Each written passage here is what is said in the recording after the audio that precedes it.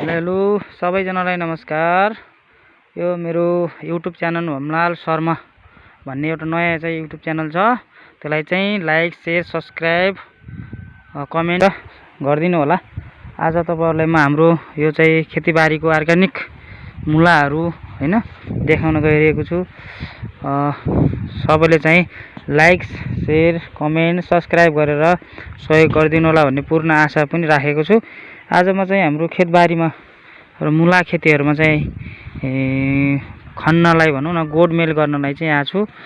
अब यसमा हाम्रो चाहिँ अहिले मुलाहरू पहिले चाहिँ गोरिसकेको हो खनिसकेको हो, तर पनि अहिले चाहिँ फेरि हाम्रो यो दुई चोटी चाहिँ पानी सिँचाइ भएको कारणले चाहिँ हाम्रो यो मुला अलि बिग्रेको छ, पहिलो भएको छ। यसको चाहिँ तलको चाहिँ मुलाको तल भाग पनि कुहिएर चाहिँ बिग्रेको छ। केही सुधार हुन्छ कि भनेर चाहिँ म हाम्रो यो मुलाहरूलाई चाहिँ खन्न भनेर आइसकेको छु। अब के हुन्छ यसको चाहिँ हजुरहरूलाई यो कुनै उपाय छ भने यसरी जरा चाहिँ हाम्रो जरा चाहिँ कुहिएको छ है, यसरी जरा कुहिएको छ। यो जरालाई अब केही हुन्छ कि भनेर चाहिँ आश लागेर चाहिँ आएको हो, सायद नहुन पनि सक्छ।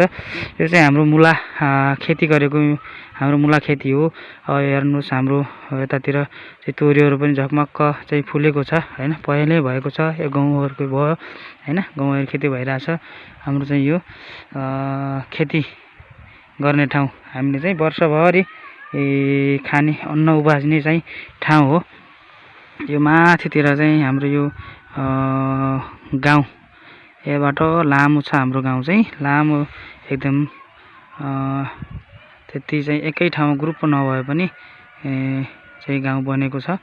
यो चाहिँ हाम्रो माथि देखिएको माथिको घर चाहिँ यो सेतो घर चाहिँ हाम्रो घर हो हैन, हरियो कलरको छ, कलर लाछ। हाम्रो गाउँ चाहिँ यो भयो। यतातिर भयो चाहिँ यता माथितिर चाहिँ हाम्रो घुकुती भन्ने ठाउँ छ, घुकुती जिउला पनि भनेर भन्छ खेतलाई चाहिँ। माथि गाउँ 13 नम्बर वडा नै पर्छ, चौरजारीतिर। यता पारीको चाहिँ बीचमा खोला छ, अहिले चाहिँ यसबाट देखाउन सकिएन। यो चाहिँ जहारी खोला भनेर पनि चिनिन्छ। र यो पारी देखिने जुन हाम्रो चाहिँ जंगलहरू छ, यो चाहिँ 10 नम्बर वडा कार्यालय पर्छ, चौरजारी 10 पर्छ भने पारी देखिएको जुन यो छ यो पनि 10 नम्बर नै पर्छ। अनि यता अर्को देखेको छ पारी, यो चाहिँ हाम्रो 13 नम्बर वडा र 11 नम्बर वडा को बीच हाम्रो सिमाना पनि छ। यो माथि नेप्टेगाँडा भनेर पनि भन्छ।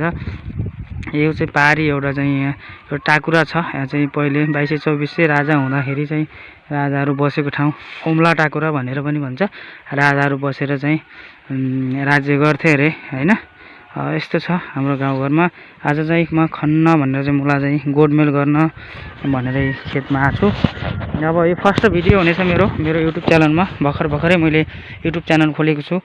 मेरो युट्युब च्यानलको नाम चाहिँ @होमलाल शर्मा 2051 छ। यसलाई चाहिँ आफ्नो मोबाइलमा युट्युब च्यानलमा गएर युट्युबमा गएर यो मेरो चाहिँ नाम टाइप गरेर लाइक शेयर कमेन्ट सब्सक्राइब